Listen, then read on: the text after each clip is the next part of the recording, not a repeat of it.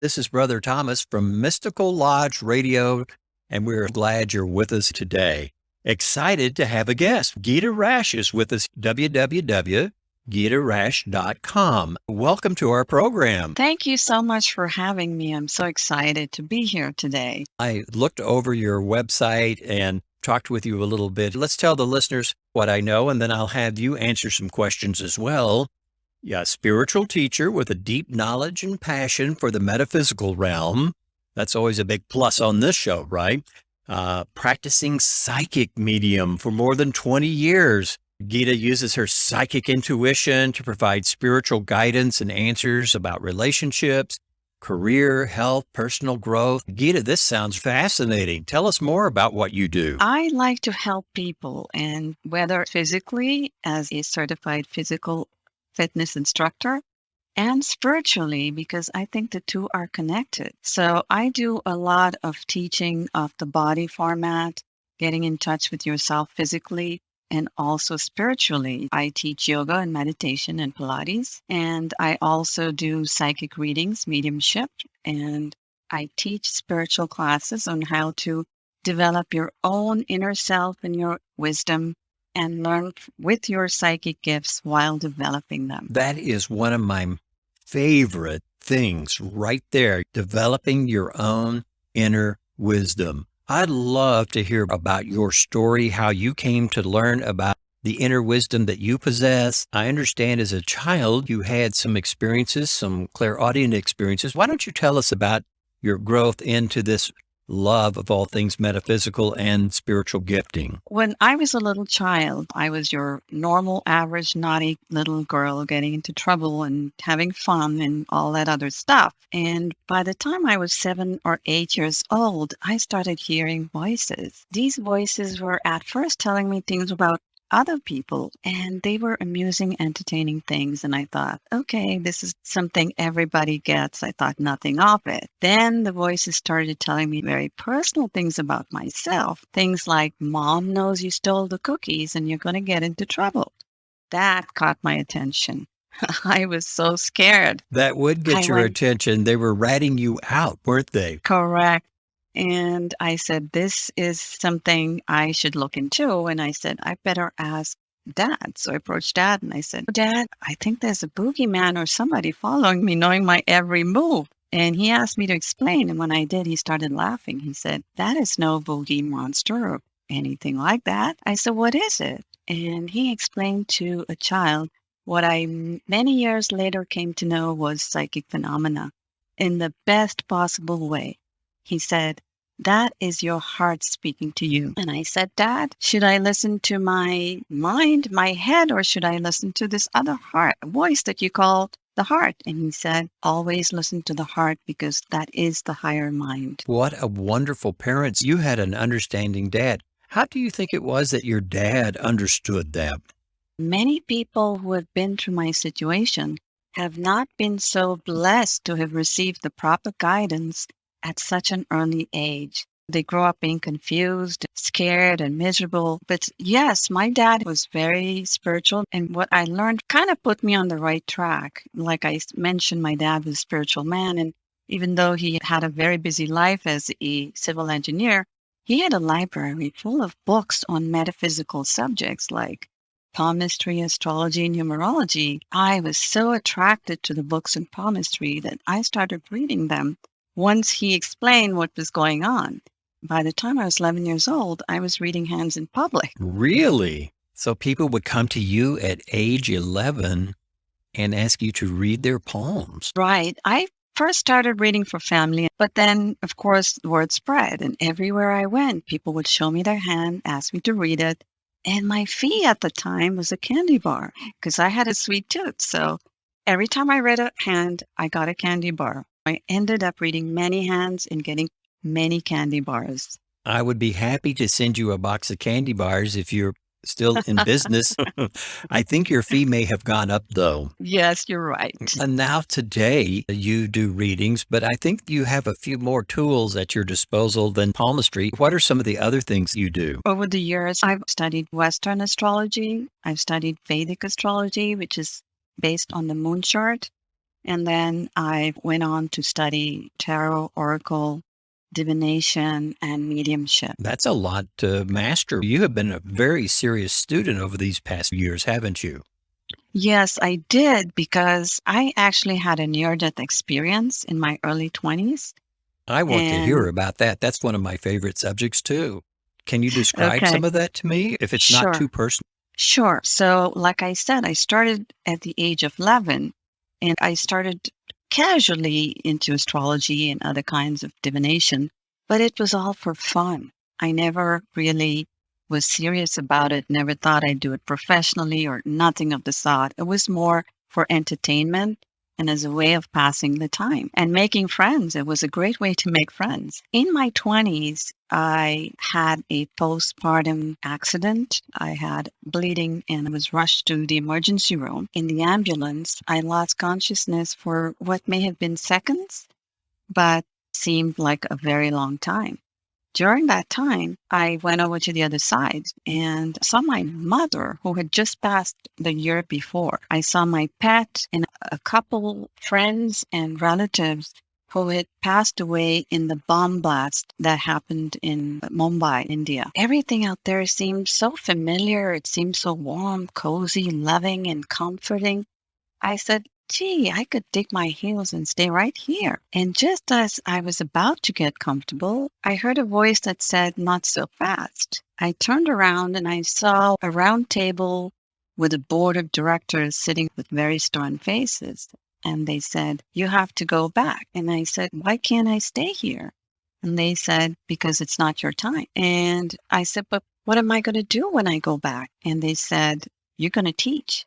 And I was completely dumbfounded because I was a financial professional in one of the largest Fortune 500 companies. I loved my job. I thought I was going to retire in that job. Besides, there was nothing else I knew to do for a living. He said, what am I going to teach? And they answered, when the time comes, you will know. And the next minute, I was coming to on the gurney and being wheeled into the emergency room for surgery. When you came to, did you have a feeling of disappointment based upon what you had seen and your hope of staying in that beautiful place? I really didn't have much time because it was an emergency surgery because it was a hemorrhage that I'd suffered. So they rushed me in right away. So I really didn't have time to process my thoughts.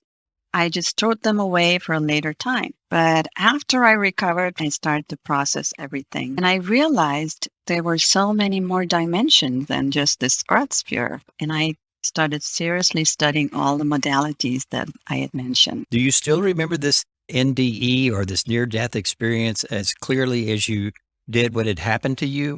Exactly. I still remember my mother's face and the love and the affection I can never forget. They say you never, ever forget an experience like that, that it stays with you until you leave the planet, that you always remember it. I believe I would if I had one. Absolutely. I still remember the love. And these were people I knew, but there were also other people I didn't know that had the same kind of affectionate look. I am envious of those who had the NDE experience, with the exception of going through all the pain and suffering it takes to have an NDE experience. Sounds good. Until your near-death experience, you basically made friends with the palmistry, and it had been more of a recreational thing. But after the near-death experience, did you take it more seriously or think, oh, this is what I'm supposed to do? Or were you waiting to see if something else would come your way? I started studying seriously all the divination methods, and I was still waiting because I wasn't sure. I was waiting for a sign to happen, and I was still, but my heart wasn't into what I was doing at the time. I had already started to have doubts about whether I am doing the right thing. I was still working at the job, but like I said, my heart wasn't in it. I knew that's not the job I'm going to retire in, and I started doing other things. Were people disappointed that you left your beautiful job in financial work to become a person who tells people their fate and fortune? I would have to say mostly yes. It is funny what our guides will have us do, isn't it? We think we're here to make as much money as we can, to have all the nice things in our life. Then we learn from the other side that may be the least of what's important to them. They have other things in mind for us. Evidently, you discovered they had another plan for you. Now, here you are doing 20 years of palmistry, psychic work, mediumship. Of all the ones that you do, which one is your favorite way of getting wisdom? That's a good question. I love all my methods of divination equally. But the thing I like about it is that it leads me to a very innermost circle of the client's mind. And when I get there, that's when I can access what they need to hear. Then we go off all the cards, stones, crystals, charts, and everything and talk about the crux of their situation in life. That is what satisfies me the most. One of the things you've done that I am so fascinated by is that you have created your own oracle deck based on the Mahabharata. And Gita, I don't know if you know this or not, but I have created an oracle deck myself, the Brother Thomas Oracle cards. I know how much time, energy, effort, love that goes into all of that. So I'm fascinated that you created your own oracle deck. And I want to hear the story. How did you come up to say, I want to do an oracle deck? As a child growing up, I noticed around me there was a common theme among families. This was every family. It was a common theme of jealousy, competition, anger, fighting, and all these other things. I was drawn to a story from my childhood. It's an epic called the Mahabharata, which is the longest and oldest written document known to man. It is 10 times longer than the Iliad and Odyssey put together. Every story I saw in the families going around me happened in this story written more than 5,000 years ago. That story made an impression on my mind. And I said, I'm going to do something with the story because it seemed so authentic to everyday life through the generations. And as I was doodling images and drawing, I started drawing images from this epic. And that started the process. I said, why don't I make some more drawings and make this into an oracle deck, which will be based on the story of the Mahabharata, because it teaches us many life lessons, everything that we go through in our daily life, challenges, circumstances, problems, love, all the stuff. And so that is how it came about. That is a fascinating story. First, I want to salute you for taking the time and the energy to create a beautiful deck. And if you go to Gita Rash, you can see some of the cards she has created, and you'll notice some other artwork she's done. You really are a very fine artist. I really appreciate that. Hey, how about doing a small reading on our program today? Would you be willing to do that? Sure, that should be fun. Well, would you like to ask a question, or do you want me to just pull a card? I'm going to let you do however you like to do, but let's do it over Mystical Lodge Radio. Brother Thomas and Okay. Mystical Lodge Radio, tell us what your guides are telling you about this particular work we do. Wow. You know the card I pulled out? I want to know.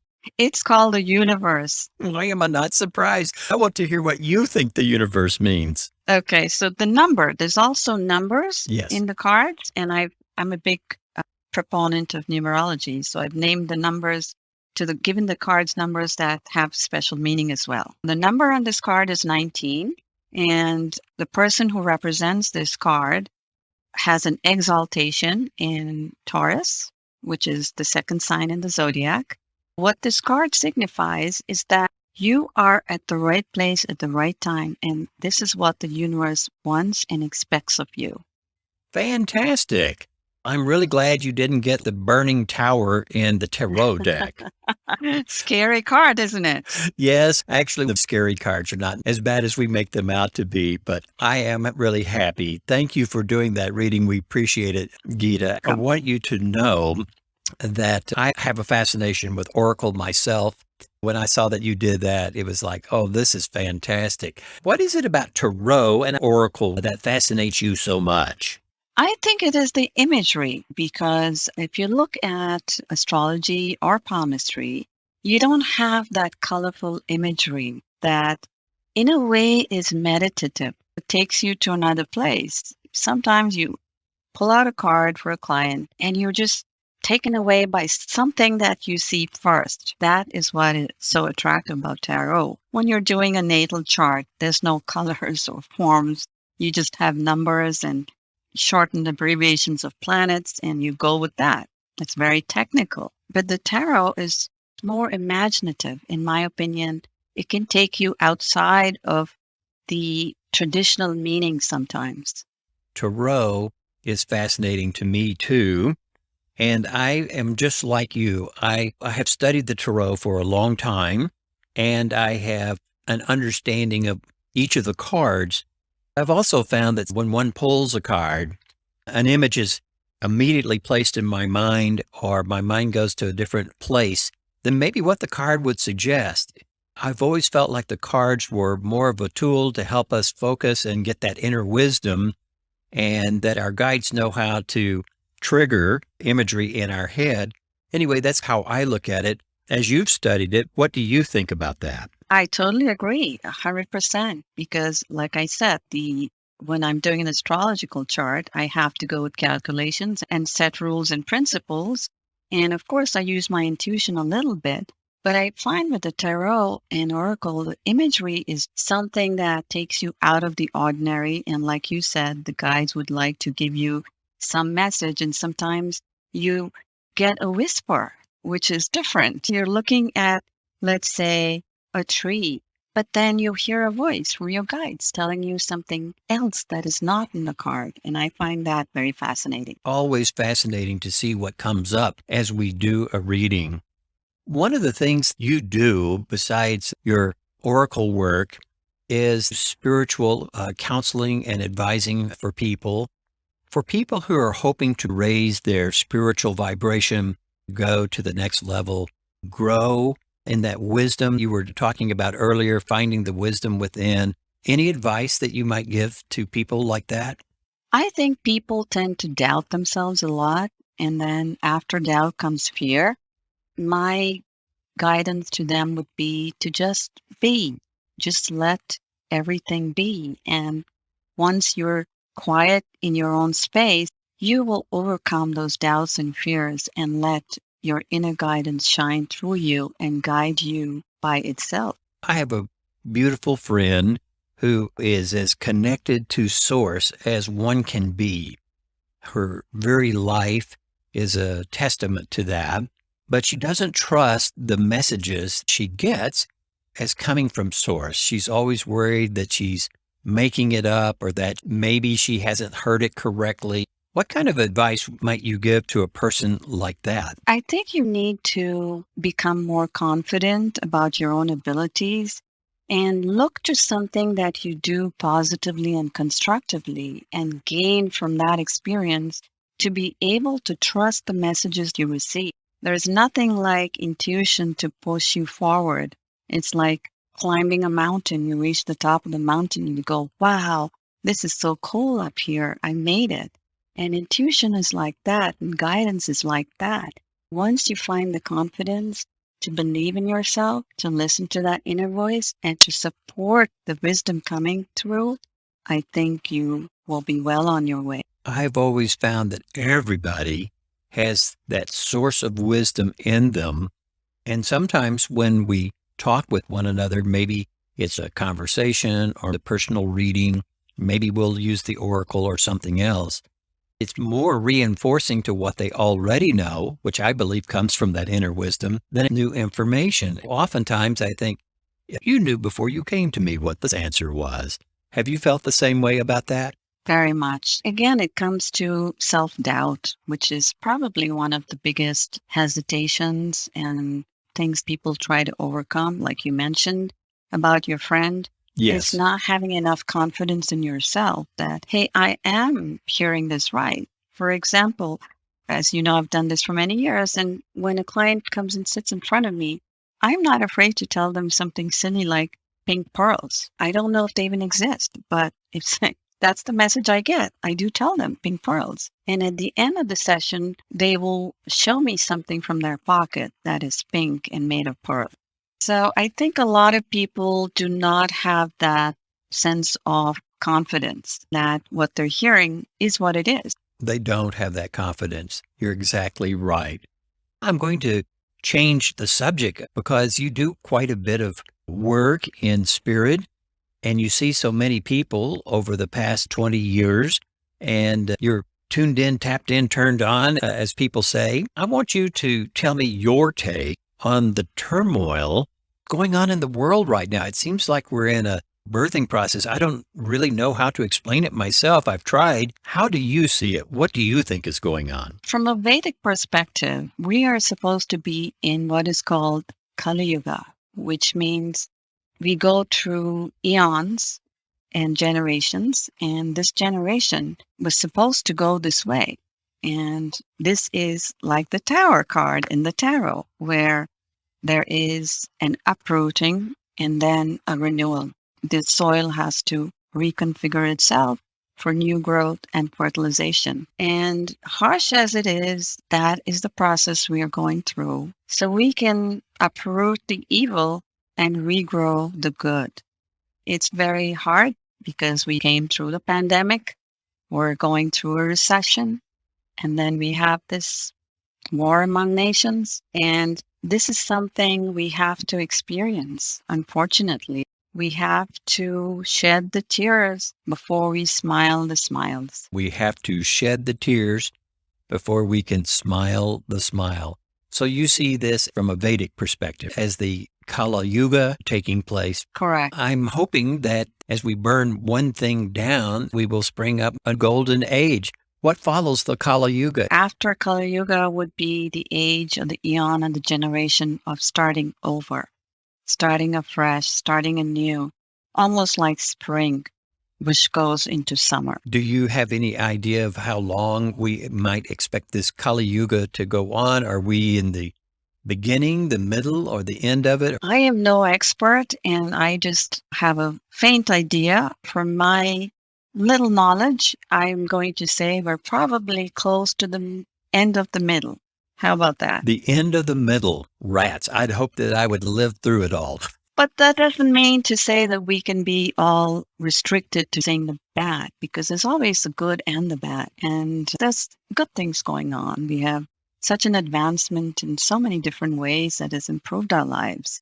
We need to focus more on the good and live through the bad. I like the way you look at that. Even when things are looking sad and tragic, there is always good that we can find. And that's part of the wisdom that comes from our heart as well, is it not? Absolutely. Yes, because we've all been through hard times. I'm sure everyone who's taken birth on this planet has, but they've come through it. And that's what we need to keep in mind. Another thing we need to keep in mind is that this isn't our first rodeo. As soul, we have traveled the universe. We have been reincarnated so many times. I'm sure we've all been through Kali Yugas before, and I'm sure we've all been through golden ages before. But enough of my opinion. What is your understanding of karma and reincarnation? My early childhood was based a lot on karma. And I remember my mom telling me, don't even think anything bad because that will revert back to you. Karma has been a big part of my life growing up. And I believe that we should be as good as we possibly can, or try to be, and keep in mind that we have to fess up to the things we do, good, bad, indifferent. Once we are aware that our actions have consequences, and sometimes immediate. I have seen that happen. I have seen it happen too. Right? So I would love to hear your story if we have time. Thank you for asking. I want to tell you a funny story about instant karma. Do you want to hear one? I do. I have this friend. I used to live out in California, and we'd take our kids to the beach and do fun things as families do out there. He brought some sailboards, and all the kids were going to have a good time out at the beach and go sailboarding and things like that. It turns out that there was a key piece missing from one of the boards, and he chewed his son out for all he was worth. I told you to pack this bag and to look this over and to get everything all set up for our outing today, and he just chewed the kid out for all he's worth. Then he put his hand in his pocket, and guess what was there? The missing piece.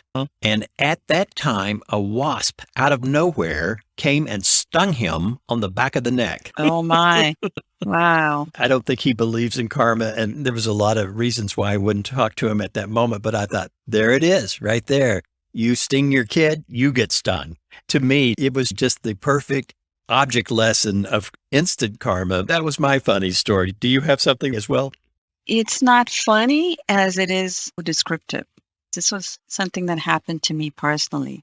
I had gone for an art show and took my paintings to be hung, and it was a gallery where our group, the Art Council, was organizing it. And so artists were coming, dropping their stuff and leaving.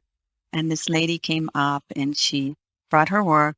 It was a summer's day, so I had sunglasses on, and I left my sunglasses on the table while I was storing my pieces away in the back. When I come outside into the foyer to leave to get to the car, I said, I'll pick up my sunglasses and go. And there she was with my sunglasses on her head.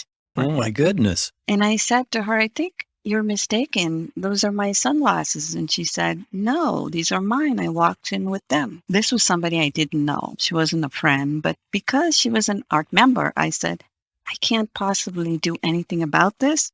But what I will do is give her some time, because we do these things when we're having more than one thing to do.